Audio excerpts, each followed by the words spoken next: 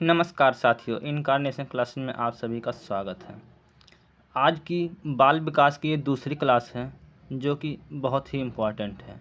यह आपका TET, C TET आदि जितनी भी टीचिंग एग्ज़ाम हैं यहाँ से क्वेश्चन जरूर आते हैं और आपका यह जो डीएलएड का फर्स्ट सेमेस्टर का सबसे इम्पोर्टेंट चैप्टर है। तो इसको आप वीडियो पूरा देखिएगा और अगर आपको इसकी पीडीएफ चाहिए तो आप नीचे दिए गए डिस्क्रिप्शन बॉक्स में टेलीग्राम लिंक से आप जुड़ सकते हैं। वहाँ पे सारी पीडीएफ डाली जाती हैं। और अगर आपको कोई प्रकार की परेशानी हो रही है, कोई प्रकार की दिक्कत हो रही है तो आप कमेंट कर सकते हैं और उसमें डिस्क्रिप्शन में दिए गए नंबर पर आप कॉल भी कर सकते हैं। तो चलिए स्टार्ट करते हैं। सबसे पहले बालक की अवस्थाएं। अब देखिए, बालक की 3 अवस्थाएं होती हैं। पहला आपका होता है शैशवावस्था और दूसरा आपका होता है बाल्यावस्था और तीसरा आपका होता है किशोरावस्था। अब इनकी हम एज सबसे पहले बता देते हैं। शैशवावस्था की जो एज होती है 0 से लेकर 5 वर्ष तक गिना जाता है। कहीं कहीं पे आपका 0 से लेकर 6 वर्ष तक भी आपको मिलेगा। ठीक है। इसके बाद आपका आता है बाल्यावस्था। बाल्यावस्था की एज होती है 6 वर्ष से लेकर 12 वर्ष तक या 13 वर्ष तक। ठीक है। इसके बाद आपका आ जाता है किशोरावस्था। किशोरावस्था की उम्र जो होती है 13 वर्ष से लेकर 18 वर्ष तक। कहीं कहीं पे आपको जो है 13 वर्ष से लेकर 21 वर्ष या 20 वर्ष भी मिलेगा। ठीक है। तो इसमें कन्फ्यूजन की कोई बात नहीं है। चलिए, सबसे पहले हमारी हेडिंग बनती है शैशवावस्था। ठीक है, जिसे हम लोग इंग्लिश में कहते हैं इन्फेंसी एज। ठीक है। चलिए, यह अवस्था जन्म से 5 वर्ष तक होती है। शैशवावस्था को बालक का निर्माण काल कहते हैं। तो यह जो अवस्था होती है इसमें बालक का जो है बिल्कुल निर्माण किया जाता है। कैसे कैसे बालक जो है क्या सीखता है, क्या कुछ जो भी वो सीखता है सब शैशवावस्था से ही सीखना प्रारंभ करता है। ठीक है। बालक के जन्म लेने के उपरांत की अवस्था को शैशवावस्था कहते हैं। नवजात शिशुओं का आकार 19.5 इंच, भार 7.5 पाउंड, वह भूख के समय रोता है, वह 15 से 20 घंटे सोता है, वह धीरे धीरे उसमें अस्थायी परिवर्तन आता है। ठीक है। ये क्या है? ये सब शैशवावस्था के जो जितने भी परिवर्तन होते हैं धीरे धीरे उस चीज़ को ये बताया है। ठीक है। इसके बाद आगे चलते हैं। शैशवावस्था की कुछ परिभाषाएं हैं और कुछ मनोवैज्ञानिक ने अपनी अपनी परिभाषाएं दिया है जो कि बहुत महत्वपूर्ण है। जैसे अगर वो शैशवावस्था की परिभाषा पूछे तो आप किसी न किसी मनोवैज्ञानिक का आप नाम जरूर लिखिएगा, जिससे आपको नंबर जो है पूरा मिलेगा। ठीक है। वैसे भी आपको मिल सकता है नंबर अगर आप किसी वैज्ञानिक का नाम नहीं लिखेंगे तब भी जो है, लेकिन अगर आप किसी मनोवैज्ञानिक का नाम लिख देंगे तो वहाँ पे आपका नंबर कटने का चांस बिल्कुल कम हो जाता है। तो चलिए, सबसे पहले मनोवैज्ञानिक है क्रो एंड क्रो के अनुसार। क्रो एंड क्रो ने क्या कहा है? 20वीं शताब्दी को बालक की शताब्दी कहा जाता है। ठीक है। और वैलेंटाइन साहब ने क्या बोला है? वैलेंटाइन साहब जी कहते हैं शैशवावस्था सीखने का आदर्श काल है। यह जो है बहुत महत्वपूर्ण है। तो आप लोग केवल यह लिख दीजिएगा, अगर मान लीजिए आया शैशवावस्था की परिभाषाएं या क्रो एंड क्रो के अनुसार या वैलेंटाइन के अनुसार शैशवावस्था सीखने का आदर्श काल है, शैशवावस्थाएं कहलाती हैं। ठीक है। इतना आप लिख देंगे तब भी आपका 1 नंबर मिल जाएगा। अब यहाँ पे फ्रायड के अनुसार फ्रायड जी क्या कहते हैं? व्यक्ति को जो कुछ भी बनना होता है या बनना चाहता है वह प्रारंभ के 4 से 5 वर्ष में ही बन जाता है। कहने का मतलब वह किस दिशा में जाना चाहता है, वो उसकी कैसी बुद्धि विवेक है, वो किस प्रकार से सोचता है, वो सब 4 से 5 वर्ष में ही पता चल जाता है। ये फ्रायड जी कह रहे हैं। अब शैशवावस्था की विशेषताएं एक एक करके हम लोग अच्छे से देखेंगे। बालकों का सर्वाधिक विकास इसी अवस्था में होता है। जैसे शारीरिक विकास तथा मानसिक विकास इसी काल में होता है। आप देखेंगे कि जब बच्चा रहता है तब वह 1 वर्ष का जब होता है तो वह बहुत जल्दी से क्या करता है, उसकी वृद्धि होती है जब वो शैशवावस्था में होता है। अगर वही जब वो किशोरावस्था में हो जाता है तो उतनी तेज़ी से नहीं वृद्धि होती है जितने कि वो शैशवावस्था में होती है। चलिए आगे चलते हैं। अगला पॉइंट है शैशवावस्था अनुकरण द्वारा सीखने की अवस्था है। अब ये जो अनुकरण जो शब्द है इसका मतलब ये होता है कि बच्चा जो है जो शैशवावस्था में होता है वो क्या करता है, अनुकरण करता है, यानी कि वो दोहराता है या किसी चीज़ को देख कर सीखता है। ठीक है, सीखने की अवस्था होती है। चलिए अगला पॉइंट है सीखने का स्वर्णकाल इसी अवस्था को कहा जाता है। इसीलिए इसी काल को स्वर्ण की अवस्था कहा जाता है, जिसे स्वर्णकाल कहा जाता है, क्योंकि बालक जो है बिल्कुल जो कोरे कागज के समान होता है और इस पर जो चीज़ वो देखता है वह वैसे वैसे वो करने लगता है। ठीक है, बालक अनेक बातों को बहुत ही जल्द सीख लेता है, जैसे अपनी माँ को पहचानना तथा माँ कहकर पुकारना। ये सब किस अवस्था में होता है, शैशवावस्था में ही होता है। ये क्या है, शैशवावस्था की विशेषताएं हैं। ठीक है, अगला पॉइंट है शैशवावस्था कल्पना बाहुल्य होता है। शिशु परियों की कहानी को सत्य समझता है। आप जब देखते हैं बच्चों को जब रोता है तो उसको क्या कहते हैं, लोरी सुनाती हैं मम्मी। लोरी सुनाकर उसके बच्चों को और परियों की झूठी मूठी कहानी सुनाकर क्या करते हैं, उसको बहलाती हैं। लेकिन वो बच्चा जो है उस कहानी को क्या सही समझता है। ठीक है, अगला पॉइंट है शैशवावस्था में स्वप्रेम की भावना का बाहुल्य होता है। वह खुद से प्रेम करता है तथा वह अपने माता पिता के गोद में किसी अन्य बच्चे को देखकर ईर्ष्या करता है। इस पॉइंट का कहने का मतलब ये है शैशवावस्था में जो बच्चा होता है वह अपने से प्रेम करता है। जैसे अब मान लीजिए किसी की माता है तो वो अगर दूसरे के बच्चों को उठा लेती हैं गोद में ना, तो वो जो छोटा वाला जो बच्चा रहता है, जो उनका बच्चा रहता है, वो हाथ पैर पटक के तुरंत रोने लगे, कहेगा, कहने का मतलब हमको भी गोद में लीजिए।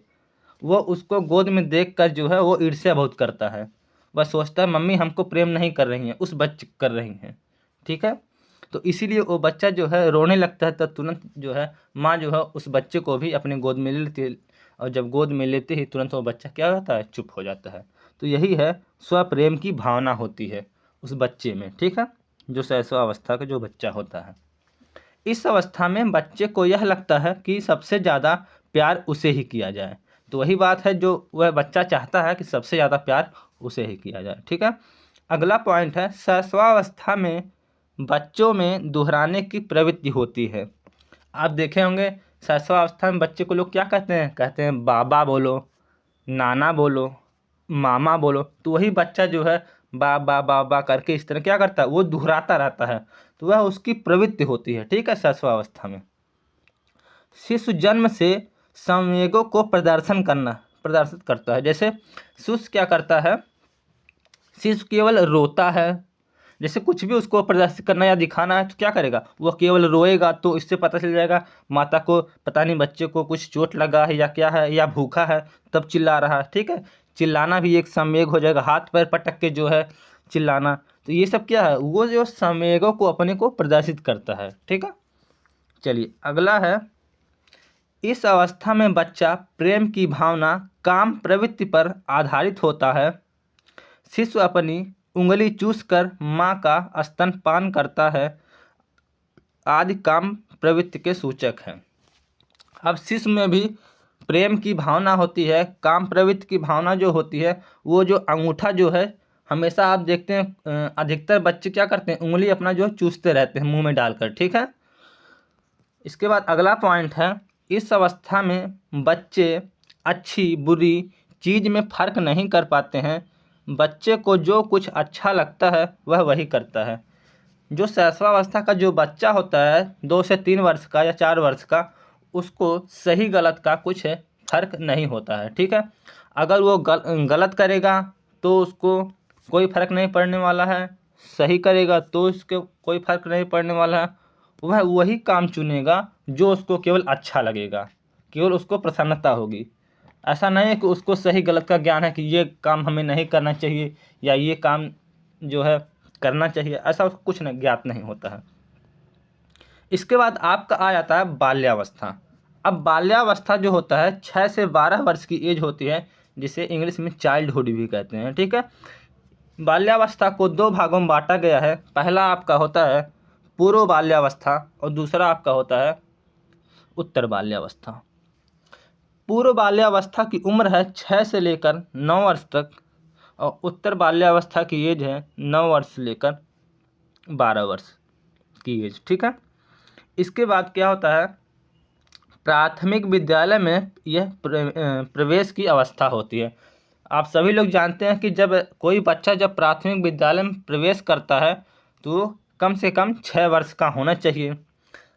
हम देखें अभी जल्दी एक बच्चे का एडमिशन करवाने गए थे प्राइमरी विद्यालय में, तो क्या करते हैं, अगर एज कम रहती है तो क्या करते हैं, वो कान जो है पकड़वाते हैं ऐसे सिर के ऊपर से ले जाकर। अगर बच्चा कान पकड़ लेता है अपना तो क्या माना जाता है कि 6 वर्ष का बच्चा हो गया। ऐसा आप अपने घर पर भी देख सकते हैं। ठीक है।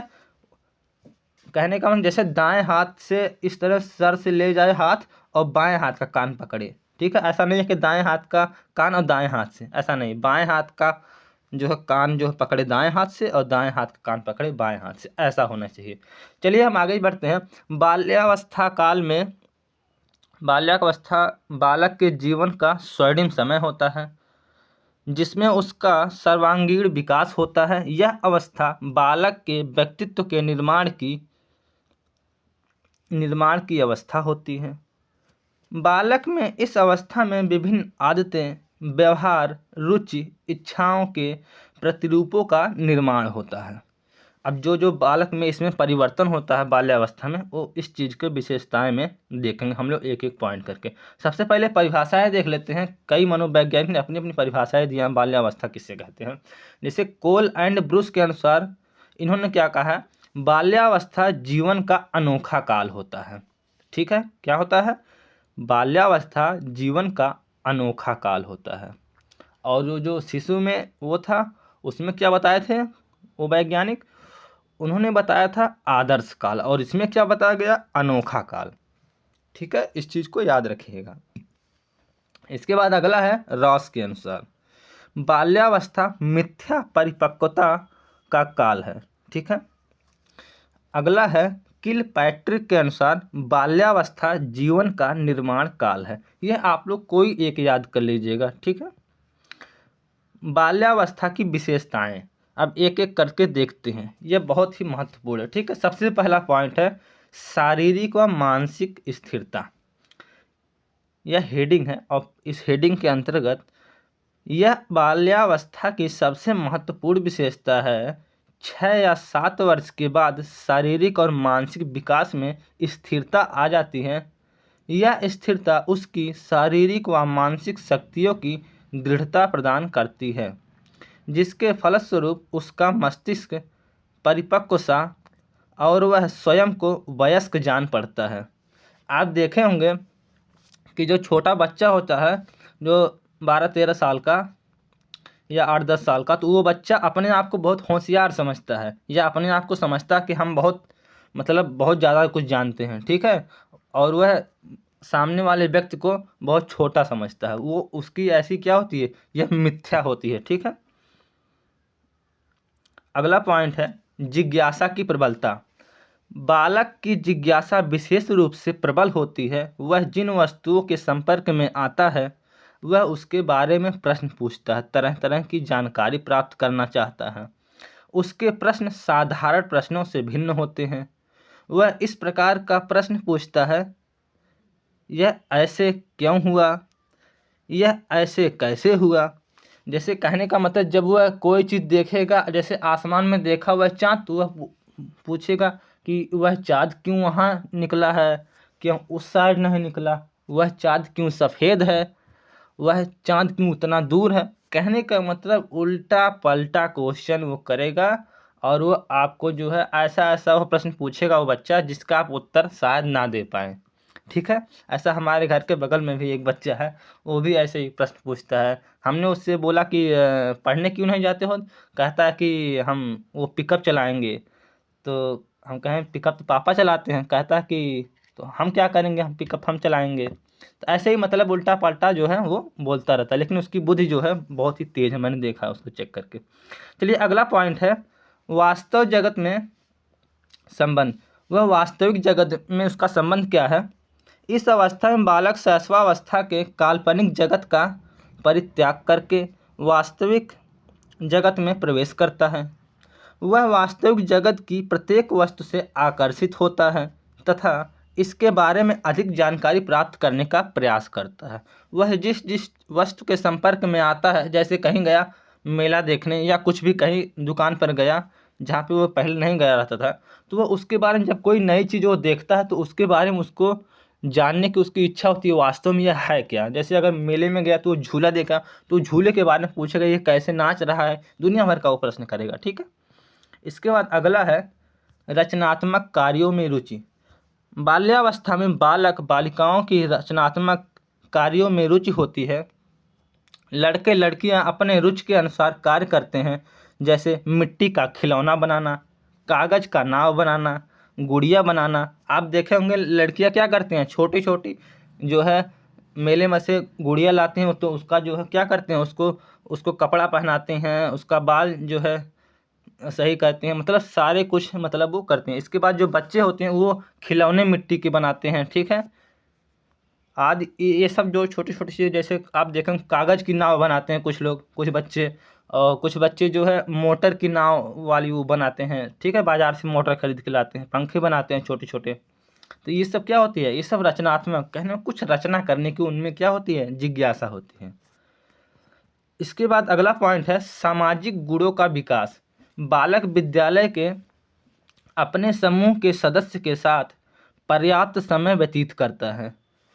जो बालक होता है वो बच्चों के साथ खेलने उलने में बहुत ज़्यादा समय व्यतीत करता है। कहने का मतलब वो घर से कम और बच्चों के साथ ज़्यादा लगाव या अपने साथी के साथ ज़्यादा लगाव रखता है। अतः उसमें अनेक सामाजिक गुण का विकास होता है, जैसे सहयोग की भावना, सहनशीलता की भावना और आज्ञाकारिता आदि। ठीक है। अगला है सामूहिक प्रवृत्ति की प्रबलता। बालक अधिक से अधिक समय दूसरे बालकों के साथ व्यतीत करना चाहता है। वह किसी न किसी समूह का सदस्य बन जाता है। अतः बालक को प्रबल सामूहिक प्रवृत्ति होती है। बालक जो है समूह में रहने का मतलब कोशिश करता है। ठीक है। जैसे अपने बालकों के ग्रुप में। ठीक है। काम प्रवृत्ति में परिवर्तन। शैशवावस्था समाप्त होते होते बालक वातावरण से समायोजन स्थापित करने लगते हैं।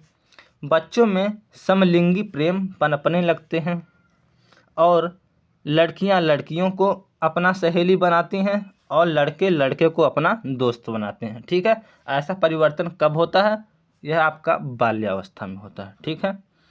इसके बाद अगला पॉइंट है बहिर्मुखी व्यक्तित्व का विकास होता है। तो इसमें विकास कैसे होता है, इस अवस्था में बालकों में बहिर्मुखी प्रवृत्ति का विकास होने लगता है। वे बाहर घूमने, बाहर की वस्तुओं को देखने, दूसरों को प्रति जानने आदि में रुचि प्रदर्शित करने लगते हैं। ठीक है।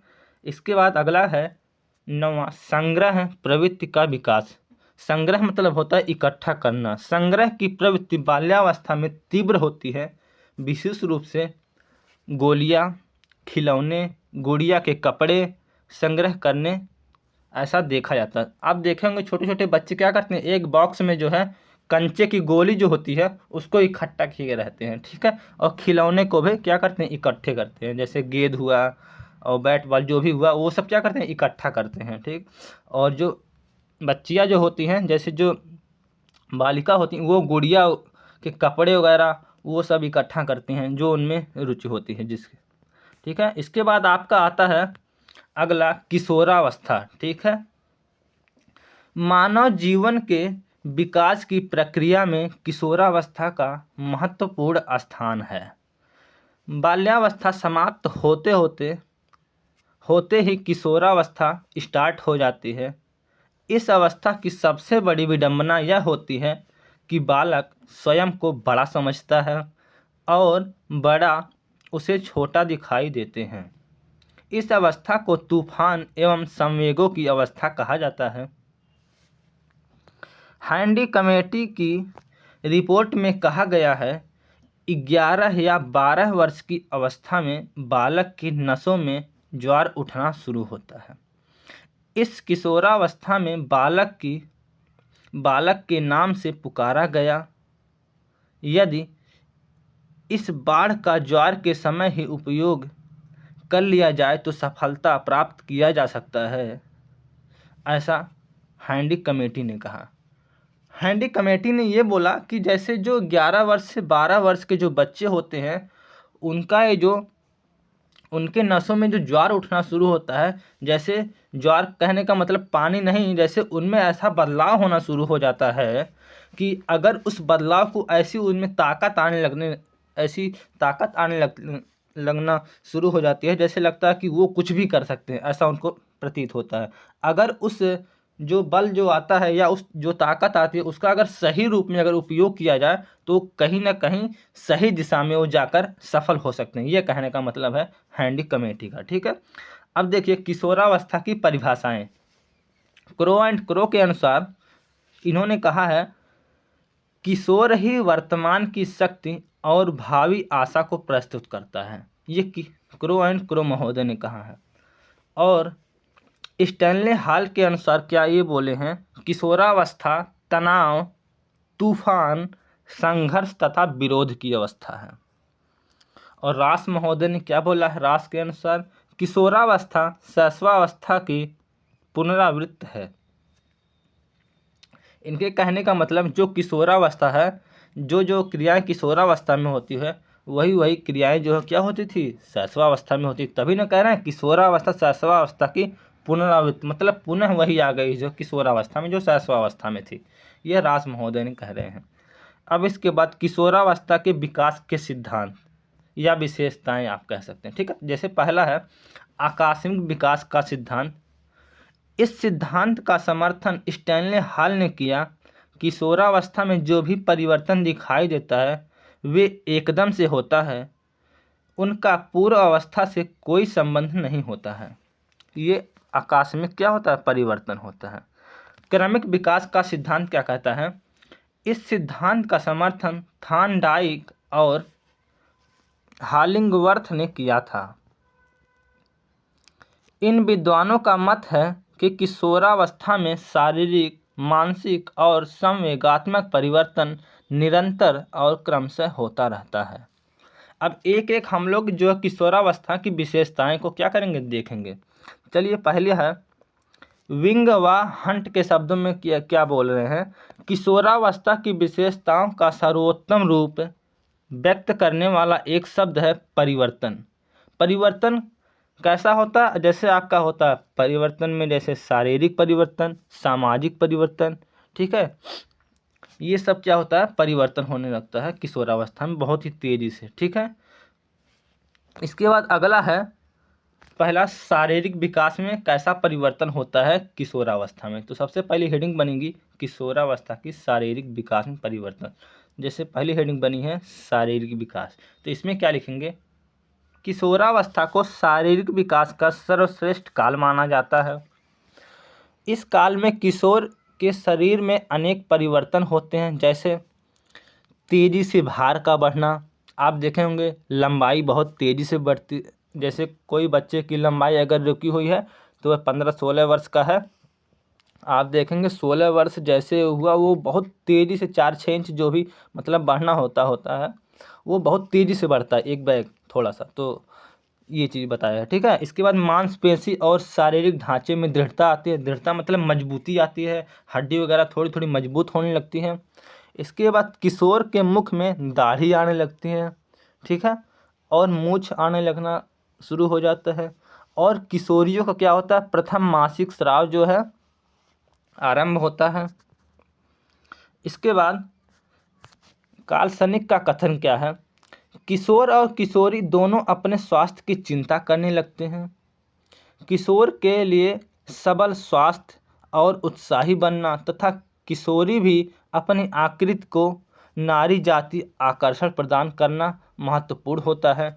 जैसे किशोर क्या करते हैं, वो जो है अपने आप को जो है बहुत, जैसे अपने आप को स्वस्थ बनाना चाहते हैं और वो बलशाली बनना चाहते हैं। और जो नारियां होती हैं या किशोरी जो होती हैं, वो क्या अपने आप को सुंदर मतलब बनना चाहती हैं, ऐसा प्रदर्शित करती हैं। ठीक है, जब वो किशोरावस्था में होती हैं। इसके बाद अगला पॉइंट है समूह का महत्व या समूह को महत्व। किशोर जिस समूह में सदस्य होता है उसे वह अपने परिवार से अधिक महत्वपूर्ण समझता है। समूह उनकी भाषा, नैतिक मूल्यों, वस्त्र पहनने की आदतों और भोजन की विधियों को प्रभावित करता है। जैसे वह जिस समूह में रहता है अपने फ्रेंड्स के, वह सोचता है जैसे सभी लोग कपड़े वगैरह पहने हैं या जूते पहने हैं वह उस तरह का हम भी पहने। ठीक है। इसके बाद अगला है स्थिति व महत्व की अभिलाषा। किशोर में महत्वपूर्ण व्यक्ति बनने और प्राणों के समान निश्चित स्थिति प्राप्त करने की अत्यधिक अभिलाषा होती है। ठीक है। इसके बाद है अगला व्यवसाय का चुनना। तो इसमें क्या होता है, इस अवस्था में बालक अपने भावी व्यवसाय को चुनने के लिए चिंतित रहते हैं। जैसे आप देखे होंगे जब कक्षा 9 में जब बच्चा जाता है या 10 में बच्चा जाता है तो उसमें अनेक प्रकार के जैसे सब्जेक्ट होते हैं, कोई कला वर्ग से होता है, कोई साइंस वर्ग, वो सब जो चुनते हैं उसी को लेकर वो चिंतित रहते हैं। ठीक है। तो व्यवसाय का संबंध यहाँ से, ऐसा नहीं है कि रोजगार का संबंध से। ठीक है। वो विषय वगैरह को लेकर चिंतित रहते हैं अपने।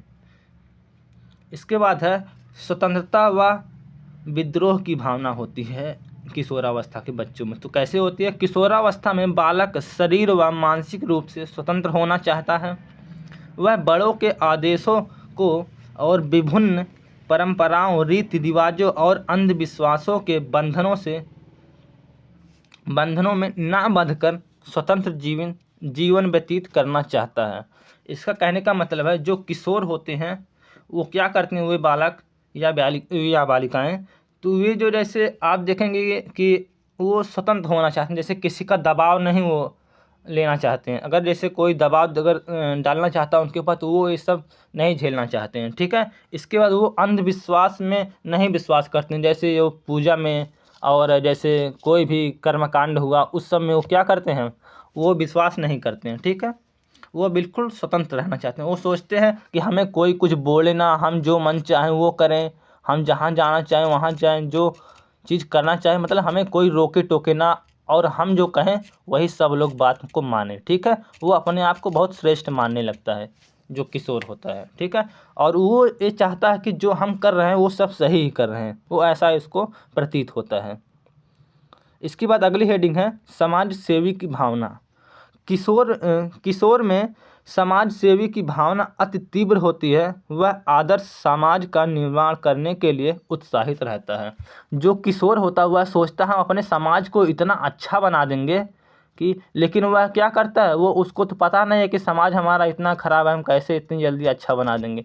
लेकिन वो अच्छा बनाने का प्रयास करता है। वो सोचता है ये चीज़ सही हो जाए, वो चीज़ सही हो जाए। लेकिन जब वह करना धीरे धीरे प्रारंभ करता है तब पता चलता ओहो यहाँ के व्यक्ति लोग ऐसे हैं, तभी तो यहाँ का विकास नहीं हो रहा है। ठीक है। लेकिन वह अभी आप देखे होंगे जब कोई चुनाव होता है या कोई नेता विधायक होता है, जो युवा होते हैं उसमें बहुत जोश होता है, वो कहेंगे ये काम कर देंगे, वो काम कर देंगे। लेकिन जब वो असल में जब वो काम करना शुरू करते हैं तब उनको पता चलता है वास्तव में सत्यता क्या है। ठीक है। इसके बाद क्या है, ईश्वर व धर्म में विश्वास। किशोरावस्था के आरंभ में बालकों को धर्म और ईश्वर में आस्था नहीं होती है। वह भगवान को क्या करते हैं, नहीं मानते हैं। ऐसा जो है किशोर जो करते हैं। ठीक है। पर धीरे धीरे उन्हें धर्म में विश्वास होने लगता है और वह ईश्वर की सत्ता को स्वीकार करने लगते हैं। ठीक है। जैसे तब फिर धीरे धीरे उनको समझाया जाता है कि नहीं, भगवान होते हैं, उनकी पूजा करनी चाहिए, उन्हीं की वजह से सब कुछ होता है, उन्हीं की कृपा से। तो क्या कर धीरे धीरे जब ये चीज़ उनको बार बार बताया जाता है तो उनके माइंड में यही चीज़ बैठ जाता है। ठीक है। तब वो क्या करते हैं, वो इस चीज़ को स्वीकारने लगते हैं कि हाँ ये जो बताया गया है कि भगवान होते हैं, उनकी कृपा से सब कुछ होता है, तो वो इस चीज़ को सही मानने लगते हैं। ठीक है। इसके बाद क्या करते हैं, वो वीर पूजा की प्रवृत्ति होती है उनमें। किशोर आदर्श पुरुष का चयन कर उनका अनुकरण करते हैं, उनकी तरह कपड़े पहनना, बोलना और चालने का प्रयास करते हैं। आप देखेंगे जैसे कोई भी महान व्यक्तित्व होता है या महान व्यक्ति होता है तो वो उसके बारे में क्या करते हैं, जानते हैं, पढ़ते हैं और उसी के बारे में जैसा वो रहता है वो उसी प्रकार जो है अपने भी रहने की कोशिश करेंगे। जैसे अगर उसका बाल जो है छोटा है तो छोटा रखेंगे। अगर वो सफ़ेद शर्ट पहनता है या जो है हमेशा सब कुछ सफ़ेद पहनता है तो वो भी सफ़ेद पहनने की कोशिश करेंगे। कहने का मतलब जो उनका लाइफ स्टाइल होती है बिल्कुल वो उसी प्रकार अपने आप को भी उसी प्रकार ढालते हैं। आप देखेंगे कि हीरो वगैरह जो प्रचार करते हैं, जो लोग पहनकर जो बंडी या जैसा भी वो बंडी हो, तो वो जो बच्चे क्या करते हैं उसी प्रकार की बंडी जो है पहनने लगते हैं। ठीक है, इसके बाद क्या होता है, अगला पॉइंट है अपराध प्रवृत्ति की विकास। ठीक है, तो किशोरावस्था में बालक निराशा, असफलता, प्रेम के अभाव आदि के कारण अपराध प्रवृत्ति का विकास होता है। तो जो किशोर जो होते हैं, जो 16-17 वर्ष के जो बच्चे होते हैं या 15 वर्ष के जो बच्चे होते हैं, वो क्या करते हैं, वे बहुत ही अपराध करते हैं। ठीक है, वे किसी बात को नहीं मानते हैं, बात बात में झगड़ा कर लेते हैं। ठीक है, तो वे बहुत ही अपराधी प्रवृत्ति के होते हैं। ठीक है, इसके बाद अगला है घनिष्ठ व्यक्तित्व मित्रता। किसी समूह का सदस्य रहते हुए भी किशोर केवल 1 या 2 बालकों से घनिष्ठ संबंध रखते हैं जिससे वह अपनी समस्याओं के बारे में खुलकर बातचीत करते हैं। ठीक है, जैसे वो भले ही समूह में 8-10 लोग हों, लेकिन वो सबसे जो है उनकी उतनी मित्रता नहीं होगी जितनी एक मित्र और 2 मित्र खास होंगे। वो सबसे सारी बातें नहीं शेयर करते हैं पूरी समूह में, वे अपनी जो पर्सनल बातें होती हैं वे केवल अपने खास मित्र या घनिष्ठ जो मित्र होता है वो उसी को ही बताते हैं। ठीक है, कहने का मतलब ये है। इसके बाद सर्वाधिक काम की प्रवृत्ति होती है। सर्वाधिक विषम लैंगिक आकर्षण किशोरावस्था में ही होता है। आप देखे होंगे जो किशोरावस्था के जो बच्चे होते हैं वो क्या करते हैं, लड़के जो है लड़कियों के प्रति आकर्षित होते हैं और लड़कियां जो है लड़के के प्रति आकर्षित होती हैं। यह सबसे ज़्यादा किस अवस्था में होता है, किशोरावस्था में ही होता है। इसके बाद अगला पॉइंट है संवेगों में अस्थिरता। किशोरावस्था में अस्थिरता होती है। कभी कभी बालक खुश रहता है तो कभी कभी वह दुखी हो जाता है। ठीक है, आज की क्लास बस इतना ही। इसके बाद हम अगली क्लास नेक्स्ट क्लास में अगला हम इसके आगे लेकर चलेंगे। ठीक है, क्लास को आगे बढ़ाएंगे। आज के लिए बस इतना ही। और अगर ये वीडियो आपको अच्छा लगा हो, अगर आप पूरा देखे हों लास्ट तक, तो और लोगों के पास भी शेयर करिए और चैनल को सब्सक्राइब करिए। और इसकी अगर PDF चाहिए तो आप टेलीग्राम चैनल से हमारे जुड़ सकते हैं। ठीक है, और किसी प्रकार की आपकी समस्या हो तो वो हमारे साथ साझा कर सकते हैं या कमेंट बॉक्स में टाइप कर सकते हैं। Thank you, bye bye, take care.